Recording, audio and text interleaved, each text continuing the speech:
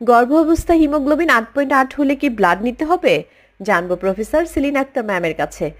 আমরা অনেক সময় যেগুলা আমরা দেখি যে আমরা 32 উইকস পর্যন্ত আমরা চেষ্টা করি যে আয়রন ইনজেকশন অথবা মুখে খাইয়ে আমরা ব্লাড ইনক্রিজ করার চেষ্টা করি, কিন্তু 32-র পর যদি হঠাৎ করে হিমোগ্লোবিন এত কমে যায়, 8.8 হয়ে যায়, তখন কিন্তু আমার হাতে আর সময় থাকে না যে তাকে ওষুধ খাইয়ে আমি হিমোগ্লোবিন বাড়ালাম অথবা আয়রন দিলাম, তখন কিন্তু আমার সময় থাকে না।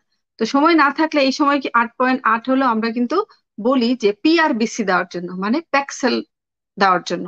কারণ এই সময় কিন্তু বাচ্চার অক্সিজেনের যে নিড এটা অনেক বেশি থাকে, এবং অক্সিজেনটা কিন্তু বাচ্চার শরীরে এই হেমোগ্লোবিনের মাধ্যমেই ট্রান্সফার হয়। সুতরাং এই সময় যদি 8.8 থাকে, তাহলে অবশ্যই ডেলিভারির আগে একটা ব্লাড দিলে আপনার যেমন মানে সুস্থ ফিল হবে, বাচ্চাও কিন্তু তার গ্রোথটা ধরতে পারবে। তো এই সময় 8.8 হলে ব্লাড দেওয়া উচিত। মানে হেমোগ্লোবিন বাড়ানোর জন্য আয়রন খাওয়ানো ইনজেকশন দেওয়া এটা অতটা কাজ করে না, ব্লাডটাই হচ্ছে সবচেয়ে বেস্ট কাজ করে। আর একটা কথা যেটা আমি জানি না আপনি বলেননি, আপনার রক্তের হেমোগ্লোবিন ইলেকট্রোফোরেসিস করা হয়েছিল কিনা, আয়রন লেভেল কত আছে, তারপরে আয়রন বাইন্ডিং ক্যাপাসিটি কত, এগুলো কিন্তু কিছুই জানি না। তো এই জিনিসগুলো কিন্তু একটু অ্যানালাইসিস করে দেখতে হবে যে কেন আপনার এত কম।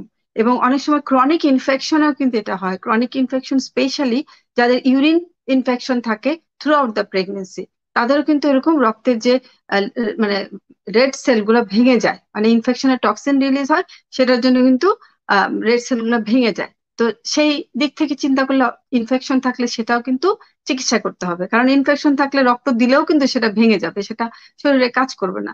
তো রক্ত হেমোগ্লোবিন কম থাকলে যে রক্ত দিতে হবে এমন না, রক্ত তো দিতেই হবে, বাট এর সাথে অ্যাডিশনাল যে প্রবলেম গুলা সেটাও কিন্তু চিন্তা করতে হবে। হ্যাঁ, প্রবলেম গুলা যদি সলভ করা না হয়, তাহলে কিন্তু এই রক্ত বেশি দিন শরীরে থাকবে না, ডেলিভারির সময় আবার কিন্তু আপনার রক্ত শূন্যতা হয়ে যাবে। আপনি জানেন কি WHO নির্দেশিকা অনুসারে গর্ভ অবস্থায় কমপক্ষে 4 বার আপনার স্ত্রীরোগ বিশেষজ্ঞের পরামর্শ নিতে হবে। গর্ভ অবস্থায় 5টি বিপদ সংকেতের একটিও যদি আপনার সাথে ঘটে, ঘরে বসে সময় নষ্ট না করে অবশ্যই আপনার নিকটস্থ স্বাস্থ্যকেন্দ্র অথবা ডক্টরের কাছে যেতে দেরি করবেন না। শুধুমাত্র জরুরি ক্ষেত্রে ঘরে বসে সময় নষ্ট না করে হোয়াটসঅ্যাপ ভিডিও কলের মাধ্যমে সিনিয়র স্ত্রীরোগ বিশেষজ্ঞের সাথে পরামর্শের জন্য কল করুন 01312178913 এই নাম্বারে। আর হ্যাঁ, সকল গাইনোকোলজিস্ট ডক্টরদের ইনফরমেশন বিস্তারিত জানতে আমাদেরকে ইনবক্স করতে পারেন। ধন্যবাদ।